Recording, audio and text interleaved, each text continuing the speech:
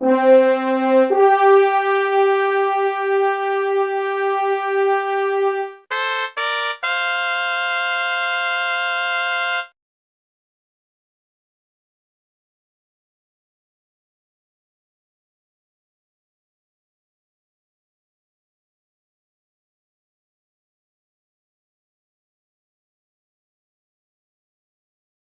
vamos falar hoje sobre família. Eu quero perguntar nesta manhã para você se você sabe como reagir contra os inimigos da família.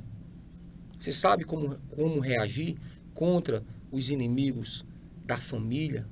Pastor, eu nem sabia que família tinha inimigos. Bem, então nós vamos pensar nisso nesta manhã e eu tenho certeza que você que está aí me ouvindo, que faz parte de uma família, eu tenho certeza que alguma coisa, alguma lição, né, com certeza sobrará, né, chegará ao teu coração nesta manhã, de modo que você vai ter mais uma ferramenta para estar lidando com a sua família rumo à vitória que cada um de nós deseja. Todos nós queremos, de alguma maneira, sair vitoriosos, né, no nosso contexto familiar. Mas muitas das vezes as pessoas que estão dentro do contexto da família não sabem como reagir do modo certo, do modo que possa conduzir a família para a vitória que todos querem. Daí os fracassos, daí os problemas e daí nós estarmos percebendo, né, quantas e quantas e quantas famílias, digamos assim, desajustadas no seio da sociedade, e algumas lições com certeza nesta manhã contribuirão para termos ferramentas, como já disse, para trabalharmos e lidarmos com esta situação. Como reagir? Bem, nós vamos pensar, como eu costumo sempre dizer aqui, nós precisamos de ter um pano de fundo bíblico, né? Não adianta estarmos pensando apenas no contexto humano, temos que trazer um pano de fundo bíblico para dali extrairmos algumas lições. Eu separei um texto que trabalhamos nele domingo passado na nossa igreja e foi uma bênção. Eu gostaria de compartilhar com os amados aqui nesta manhã. Tenho certeza que Deus abençoará também de um modo muito especial a todos. 1 Samuel, capítulo 30, nós estaremos lendo inicialmente apenas do 1 até o 3.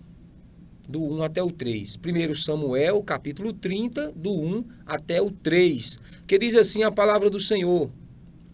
Sucedeu, pois, que chegando Davi e os seus homens ao terceiro dia a Ziclague, os amalequitas tinham feito uma incursão sobre o Neguebe e sobre Ziclague, e tinham ferido a Ziclague e a tinham queimado a fogo.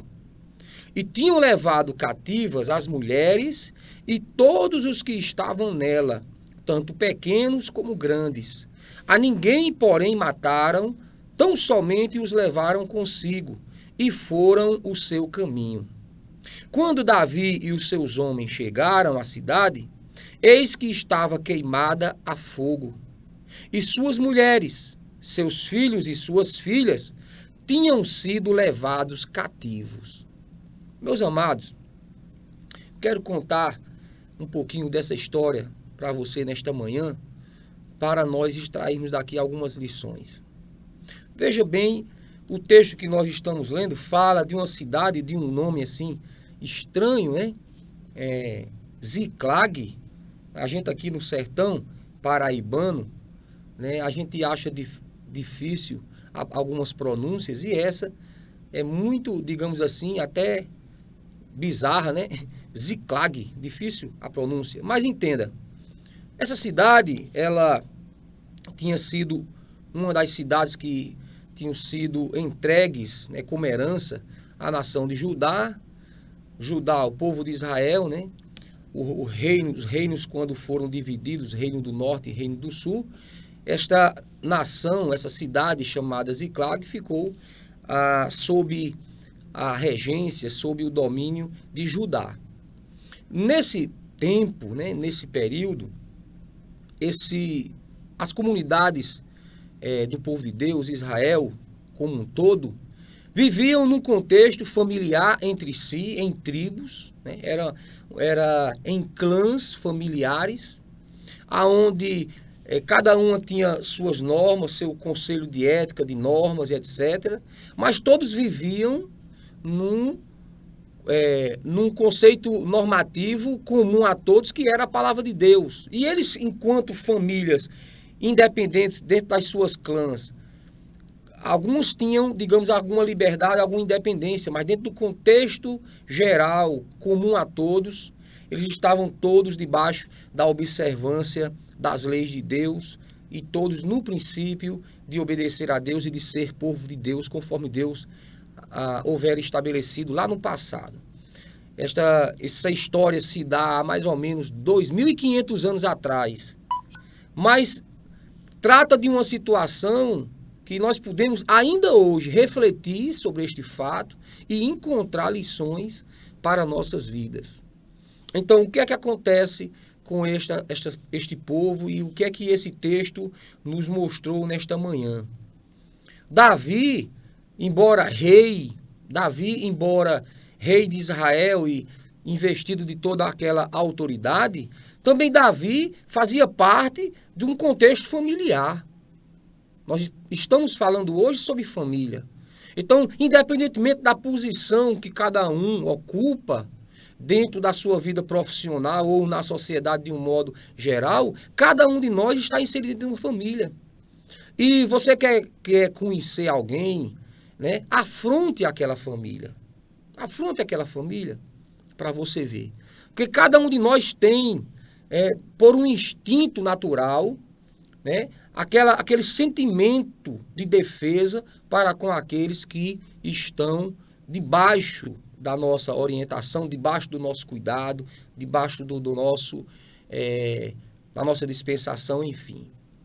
Olha, queridos, o texto que nós acabamos de ler, embora distante de nós, relata uma situação onde famílias inteiras, né, foram ameaçadas, foram atacadas, foram vitimadas, foram usurpadas, roubadas, e por que não dizer assim, destruídas. Não conseguiram fazer isso de uma maneira total, plena, mas estava prestes a extinguir aquelas famílias por completo, e eu vou explicar a você por quê.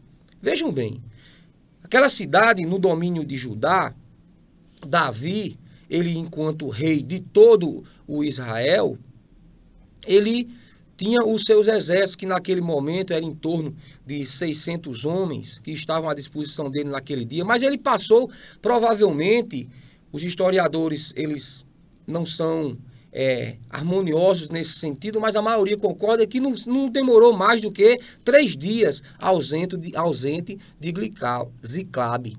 Ou seja, nesse contexto, onde os homens, que na verdade cada homem era ao mesmo tempo um chefe de família, o chefe, o dono da sua casa, o chefe da sua clã familiar, mas ao mesmo tempo também era um soldado do exército de Davi. Então, quando Davi reunia o seu exército para fazer alguma viagem, para fazer alguma incursão no território, tanto que fosse para fazer um conflito com invasores, para fazer um treinamento de guerra ou qualquer coisa do nível ou do tipo, precisava aquelas mulheres e filhos ficarem ali praticamente abandonadas. Então, nesse sentido, aquelas mulheres ficaram ali com crianças, possivelmente alguns jovens que não podiam lutar, e Davi, com os homens da cidade, ele estava nessa incursão, provavelmente uns 3 dias fora, e quando eles chegam naquela cidade, quando eles retornam a Ziclague, eles encontram Ziclague destruída, queimada a fogo, e as mulheres e as crianças e todos os bens que eles tinham ali tinham sido levados cativos pelos amalequitas. Até então eles não sabiam que tinham sido os amalequitas, né?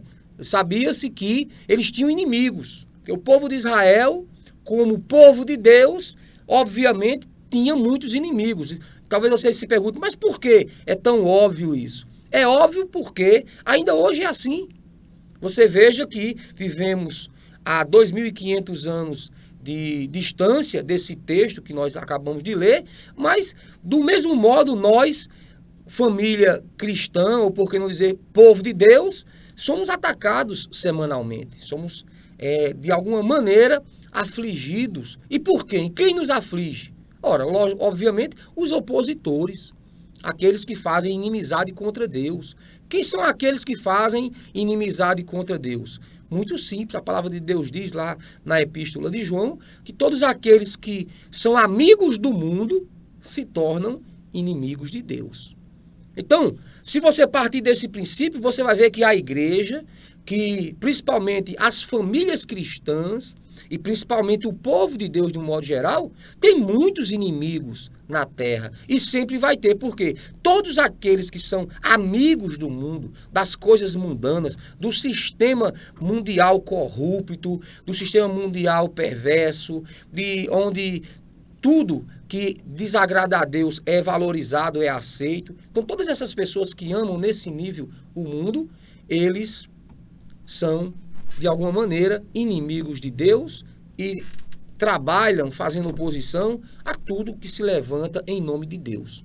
Nesse mesmo contexto, quando Davi chega, ele sabia de uma coisa, que não tinha sido o povo dele, não tinha sido uma tribo vizinha que tinha feito aquele desastre, mas exatamente os povos pagãos, algum povo pagão, algum povo que não adorava o Deus de Israel, alguém, né, que tinha ódio ou que verdadeiramente tinha ganância e não observava os princípios da lei de Deus, e era quem poderia ter feito aquela ação.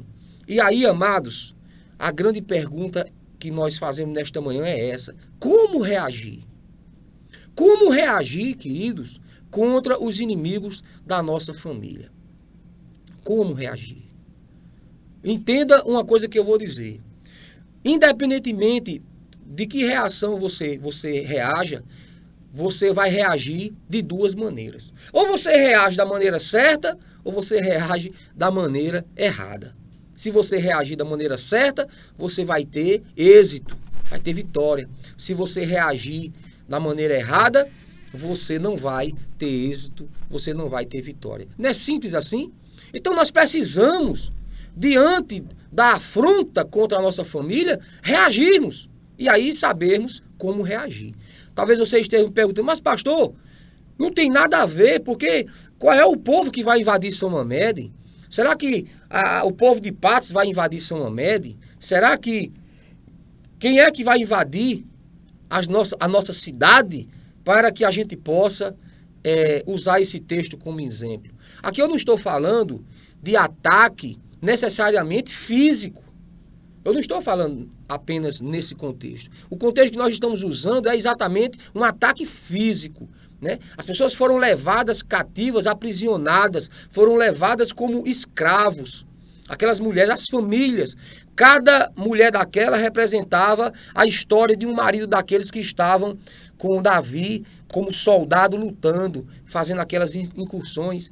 Então, famílias inteiras ali, muitas famílias, estavam desajustadas ali. Ora, se Davi estava com 600 homens, possivelmente ali no mínimo teria possivelmente 600 mulheres também, porque o contexto era esse naquele tempo. Então, as famílias ali foram agravadas, não era apenas a nação de Israel, não era apenas o povo de Ziclag, mas eram as famílias, que as esposas tinham sido roubadas juntamente com seus filhos. E como restituir esta família? Pastor, quais são os ataques que o povo de São Mamede, as famílias de São Mamede possam estar passando? Queridos, existem diversos inimigos por aí. E não é apenas em São Mamede, no Brasil, no mundo. Nós partimos de um princípio, como eu já disse aqui diversas vezes, um princípio de um modelo de família pela ótica cristã, pela ótica de Deus, pelas escrituras sagradas. A instituição chamada família, ela é uma instituição criada por Deus. E Deus delegou missões tanto para o homem como para a mulher, como para os filhos. Deus delegou também leis, mandamentos, fundamentos, princípios, valores, um conjunto de éticas, de normas, para que os entes dessa família pudessem conviver de maneira harmoniosa, não apenas entre si, mas também com Deus.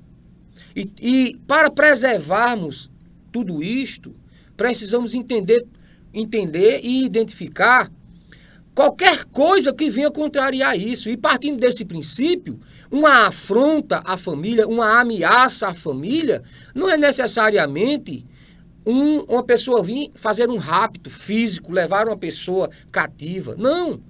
Mas nós vemos ultimamente, temos batido nessa tecla aqui há quase um ano, que nós vemos batendo nessa tecla, ataques no sentido de leis, né, que estão sendo criadas, leis que estão sendo elaboradas, que estão pervertendo os valores familiares, né? Leis que vêm distorcer o conceito de família. Conceito de família que todos nós sabemos desde a mais tenra idade, desde os tempos primórdios, que nós sabemos que uma família é constituída por um homem, que é o pai, uma mulher, que é a mãe, e os filhos, que serão meninos e meninas, e estão tentando modificar este conceito para que um homem e outro homem seja uma família, uma mulher e outra mulher seja a família. Estão querendo tirar da sua carteira de identidade essa pai, mãe, não. Vai ficar responsável. Responsável.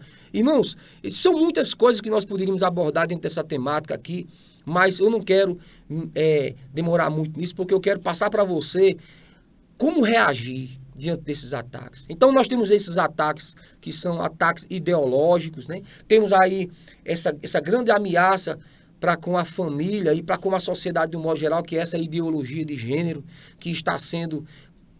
há uma tentativa enorme dela passar no Congresso aí, se tornar uma lei. Muito embora que, de uma maneira não legal, não oficial, ela já está em vigor na cabeça de muitas pessoas, porque tem muitos professores pervertidos, né? Pervertidos na sua índole e que querem também, de algum modo, perverter outros. Porque aquilo que nós entendemos como perversão, para ele, é um valor. Então, é interessante trabalharmos isso também. Outras questões que seriam ataques às nossas famílias, é tudo aquilo que vem desestruturar a harmonia entre o homem e a mulher, entre o esposo e a esposa, entre os filhos, né? Se você vê um grande ataque à família brasileira hoje, está sendo, sabe o quê? O desemprego. O desemprego é terrível. É um grande ataque à família. Por quê? Porque impede que os filhos conquistem o seu espaço na sua vida profissional, impede que o provedor da casa, que é o homem, que é delegado a ele esta missão de prover o sustento da casa, ele fica sem provisão alguma. Então aquela família fica desestruturada. Então você percebe que nós temos muitos inimigos, né? Nós temos muitos inimigos. Sem falar aí dos inimigos físicos na prática, que nós já conhecemos, que são aqueles... Por exemplo, a violência que está aí, a droga que chega para destruir os nossos filhos, né? E muitas das vezes começa de cima, muitas das vezes é o pai, a mãe, já drogado, viciado. Ah, pastor, mas não é. Olha, é vício, eu vou falar aqui de maneira genérica, vício no cigarro. Porque tem de pessoas aí, tá certo? Viciadas no cigarro. E muitas das vezes o filho passando necessidade, ele tira dinheiro da boca dos filhos, né? Porque quando você gasta dinheiro com cigarro, você está tirando da boca dos filhos. É o dinheiro do pão que você está gastando de cigarro, é o dinheiro do leite que você está gastando de cigarro, é o dinheiro da carne, né? É o dinheiro de levar uma criança para um parque, para brincar, para se divertir. E aí os pais viciados no cigarro, na cachaça, nas drogas, né? Que isto é um grande inimigo da família nos tempos modernos, né? E aí outros ataques que nós poderíamos citar, a prostituição, né? A prostituição infantil e assim por diante, tantas e tantas figuras, né, que nós podemos trazer nesta manhã como inimigas da família e que nós como sociedade, inclusive sociedade religiosa, precisamos pensar, precisamos trazer à baila para nós planejarmos como reagir diante de tudo isso. E para que a nossa família se mantenha de pé, ela se mantenha na posição que Deus quer que ela esteja e que nós também queremos, porque cada um de nós quer que a sua família esteja vitoriosa, nós precisamos o quê? Reagir.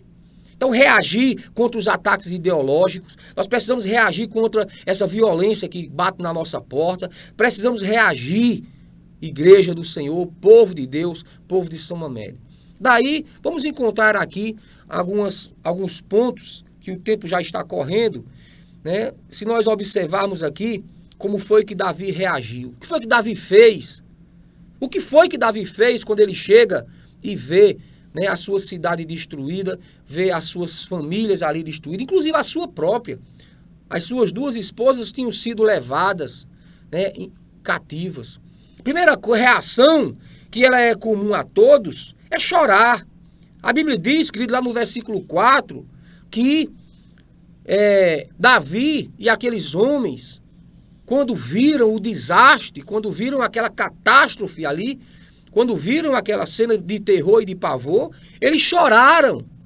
Eles ergueram a voz para Deus e começaram a chorar e choraram até não ter mais força para chorar. Está registrado lá no versículo 4. Amados, nós precisamos reagir, mas reagir de maneira racional. E quando nós estamos abalados emocionalmente, nós não teremos forças, não teremos capacidade para reagir da maneira correta. O que é que aqueles homens estavam fazendo ali? Eles estavam extravasando a emoção.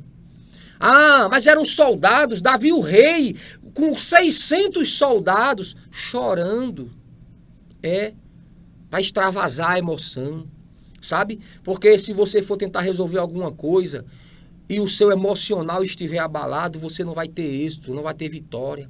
E eles estavam ali primeiramente derramando as suas emoções diante de Deus, se esvaziando de toda aquela carga emotiva que iria prejudicar na tomada de decisões, que iria atrapalhar naquilo que eles deveriam ou não fazer. Então, queridos, o que você fazer diante de uma calamidade, diante de uma luta, eu quero dizer para você, sabe? Chore. Olha, chora diante do Senhor.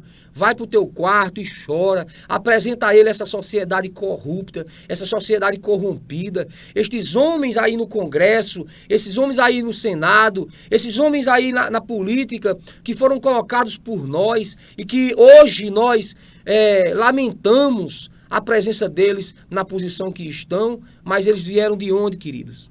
Eles vieram de famílias. Eles vieram do seio familiar. E sabe por que eles estão assim? Porque a família está assim. A família brasileira está vivendo um índice, aliás, está tendo um índice muito baixo no seu ponto de vista moral, no seu ponto de vista ético.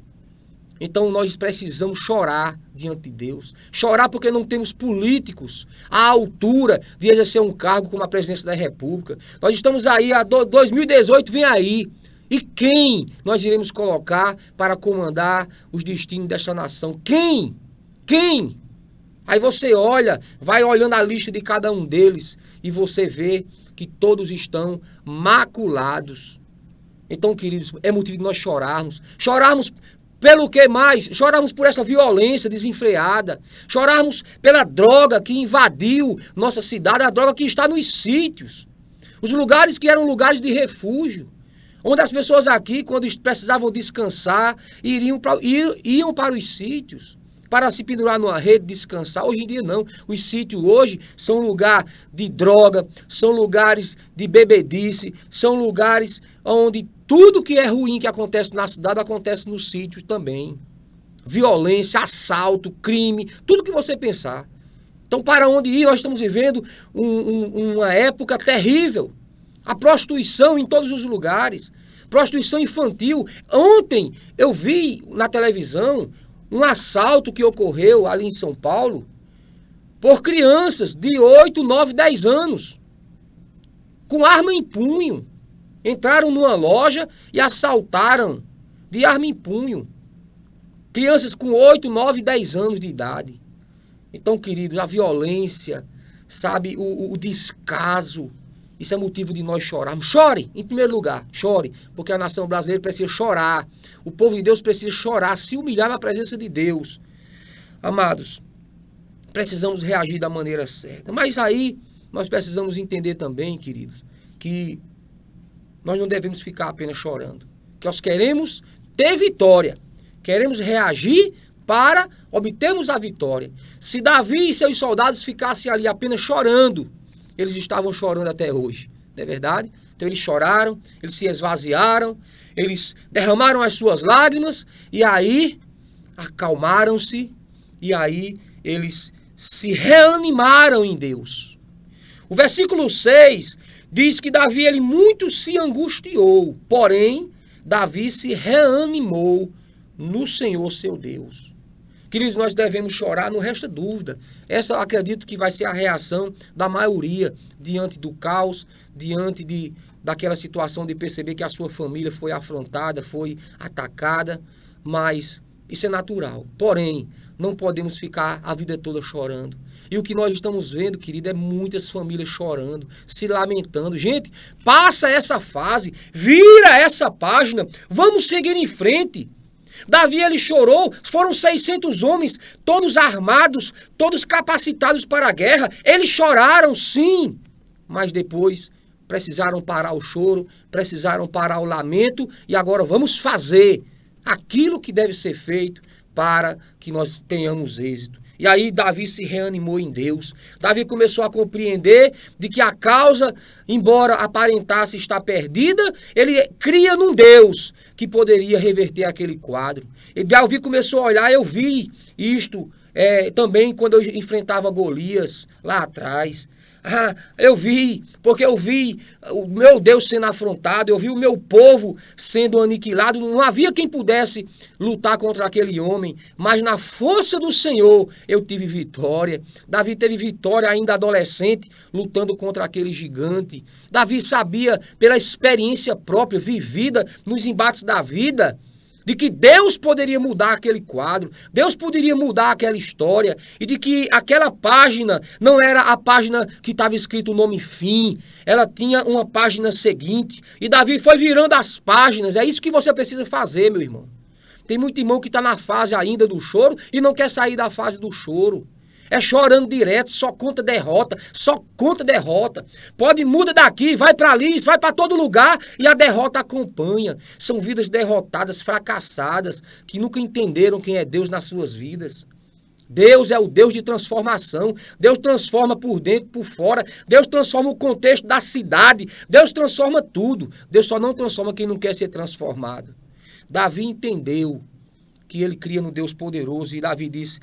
E Davi se animou em Deus, ele aprendeu a confiar no Senhor. E aí no versículo 8, queridos, Davi não ficou apenas, eu creio que Deus pode fazer, não. Davi foi consultar a Deus. Se você olhar o versículo 8, lá do texto, esse texto do capítulo 30, você vai ver que Davi vai e ele se prepara, ele vai ao sacerdote, ele se prepara e ele ora ao Senhor e ele pergunta a Deus o que é que ele deve fazer. O coração dele estava querendo que fosse atrás dos bandidos. Mas ele perguntou primeiro a Deus. Deus, eu devo fazer isso? Eu devo ir atrás? Eu devo ir nessa direção? Primeira coisa que ele perguntou. Depois ele perguntou, Deus, se eu devo ir, eu voltarei com vitória? Eu serei vitorioso nesta minha ida, neste meu percurso? E aí Deus fala ao coração de Davi, Deus responde, porque Deus responde. Deus só não responde, sabe a quem? A quem não conversa com ele com sinceridade. A quem não se abre de maneira sincera para com ele. Aí, ora, se está fechado, já na entrega, está fechado para receber também. Deus não vai falar nunca, porque mesmo que Deus fale, não entra.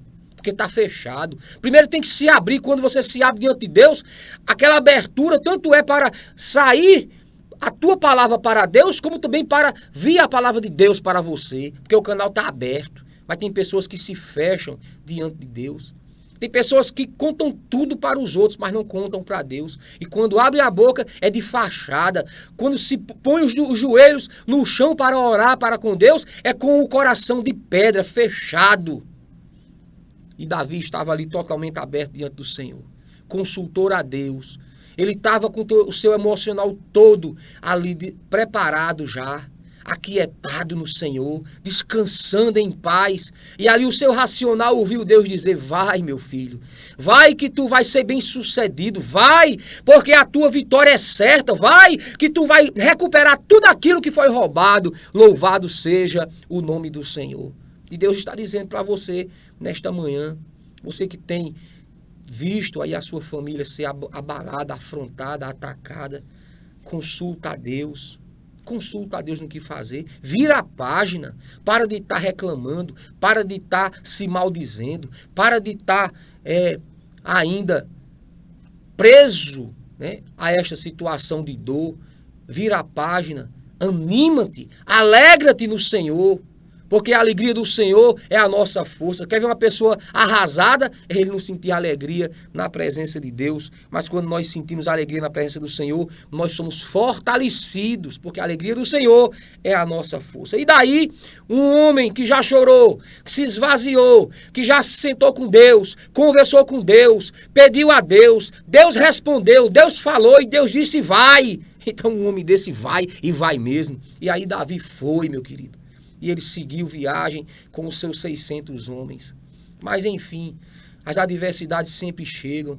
Em algum momento você vai ver que Davi não ficou com esses 600 homens. 200 desta caravana, deste exército de soldados, 200 desistiram. 200 disseram: eu não aguento mais, eu tenho que parar. E Davi ficou apenas com 400, sem saber nem o tamanho, né, que seria dos soldados inimigos que porventura ele iria enfrentar. Davi poderia dizer naquele momento: eu vou desistir, porque agora eu estou com o meu exército menor. Mas Davi não estava olhando para o exército. Davi, ele tinha se animado, não era na força do exército, ele tinha se animado na força do Senhor. Aleluia. Davi olhou para Deus. Era o exército dele diminuindo e ele olhando para Deus e vendo Deus cada vez mais forte, cada vez maior em poder e graça, virtude. E aí Davi, animado em Deus, ele prosseguiu.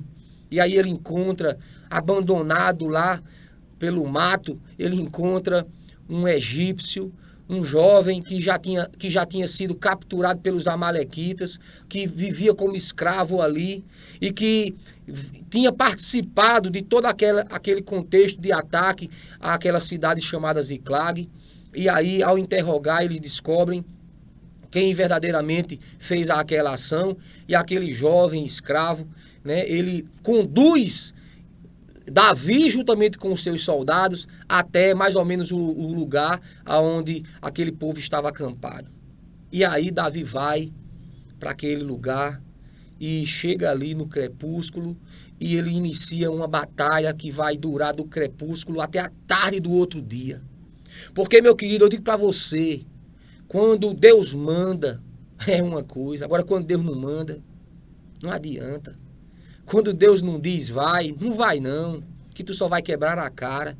Tem tanta gente que eu conheço que vive quebrando a cara porque não vive na obediência a Deus. Não foi ou não vai, não fez ou não faz, porque Deus mandou. É pura carne, é porque eu acho, eu quero, eu posso. Nunca houve, né, a condição, o querer de tentar colocar Deus na causa. É tudo fachada e só vivem na derrota, na destruição. Davi podia ter conduzido aquele povo para a derrota se ele não tivesse consultado a Deus e não tivesse consultado com aquela sinceridade que era peculiar de Davi. Davi, um homem como eu e você, né, sujeito às mesmas paixões, sujeito às mesmas fraquezas, mas um homem que a Bíblia diz que ele era segundo o coração de Deus. Sabe por quê? Porque ele amava a Deus com sinceridade, ele não se mesclava, ele não se mascarava diante de Deus. Podiam as pessoas falar mal de Davi, não entender quem era Davi, mas Deus entendia quem era, porque Davi se desmanchava na presença de Deus, e é assim que nós devemos ser. Nunca Davi tentou ser melhor nem maior do que ninguém, sempre entendeu quem era ele.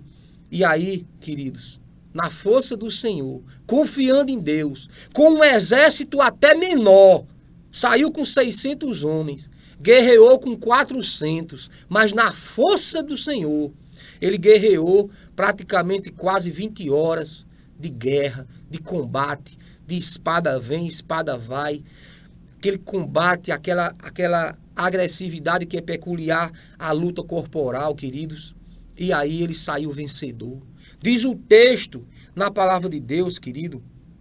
Diz o texto na palavra de Deus. Eu quero ler para você, para nós encerrarmos, que a hora já está muito avançada.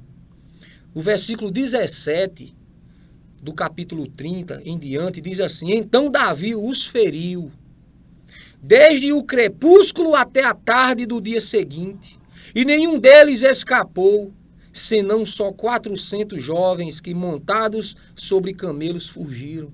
Só sobrou uns adolescentes que, muito espertos, né, porque o adolescente, a juventude é esperta mesmo, né?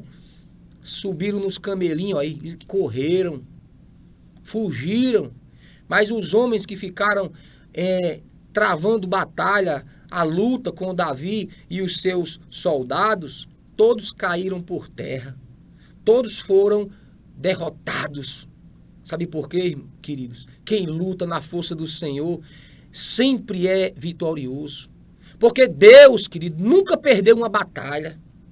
Deus nunca perdeu uma batalha. E quando Deus está na guerra conosco, a guerra é vitoriosa. Porque se perdermos, Deus é quem perdeu. E Deus nunca perdeu uma batalha. Ele é o general dos exércitos. E quando Deus diz vai, que tu vai ser vitorioso, então Deus, a palavra de Deus não pode voltar atrás. Ele é fiel para cumprir com a sua palavra, com a sua promessa. Agora, queridos, quando o cabo está de pior a pior, de derrota em derrota, ainda não se convenceu de que não foi Deus que falou. Ah, Jesus, tem misericórdia dessas vidas, Pai. Abençoa, Senhor, nossas famílias. Quantas famílias derrotadas. E que não, mas eu estou no caminho certo. Não, mas tem que ser feito assim. Tem que ser feito assim, tem que ser feito assado. Querido, vem para a casa de Deus. Coloca a tua família na presença de Deus. E principalmente você como chefe de sua família. Você como pai, como provedor. Você é provedor não apenas da comida material. Você é provedor também da comida espiritual. Cabe a você como sacerdote do seu lar conduzir a tua família na direção de Deus. Davi estava ali com aqueles homens chorando, mas ao mesmo tempo ele estava também com aqueles homens na presença de Deus, consultando a Deus. E quando Davi olhou para aqueles homens e disse: vamos, porque o Senhor disse que fôssemos e seríamos vencedores, eu creio que todos deram glória a Deus. Eu creio que todos também lutaram na força do Senhor. A tua família precisa ser motivada em Deus. Em Deus. Sabe o que é que muitas famílias aqui em São Médio precisam? De Deus. Famílias desajustadas, casamentos fracassados, filhos desajustados, filhos fracassados, estão precisando de Deus. E nesta manhã, Deus está falando isso para você nesta manhã. E eu quero dizer também ainda, para finalizar, que o versículo 18 diz que Davi recuperou tudo quanto os amalequitas haviam tomado. Tudo quanto. E diz o texto, também libertou as suas 2 mulheres. Ah, Davi também voltou feliz. As suas mulheres também estavam com ele. A família dele estava restaurada. Davi estava motivado não apenas pela nação, mas pela família dele, que estava ali afrontada. E aí ele recupera. O versículo 19 diz que de modo que não lhes faltou coisa alguma, nem pequena nem grande. Nem aquelas coisinhas que a gente muitas das vezes diz é insignificantes, podia ter até perdido, mas nem isso se perdeu. Tudo foi recuperado. Os filhos, as filhas, nem qualquer coisa de tudo quanto os amalequitas lhes haviam tomado. O texto diz, tudo Davi tornou a trazer. Queridos, em Deus nós somos vitoriosos, mas é em Deus. Davi não lutou porque estava com um exército grande. Ele não foi vitorioso na batalha porque o seu exército era um exímio lutador. Não. Primeiro ele consultou a Deus. Davi ele não foi perguntar aos soldados se as espadas estavam afiadas, se eles tinham os treinamentos, tinham feito treinamento. Davi confiou na oração que ele colocou diante de Deus, na resposta que o Senhor tinha dito a ele, porque quando Deus não responde, é porque Deus não quer falar com você. Amém, queridos? Para nós finalizarmos, querido, que já chegamos no tempo, eu quero dizer para você que Deus quer salvar a tua família. Agora a grande pergunta é: e você quer salvar a tua família? Ou você já entregou para os urubus a tua família? Tu quer salvar a tua família lutando com soldado? Ou tu quer salvar a tua família na força do Senhor? Então, querido, esta é a grande pergunta nesta manhã. E eu digo para você, existem duas maneiras de você salvar a tua família: do jeito certo e do jeito errado. O jeito certo é este jeito que Davi lutou e venceu com a sua família.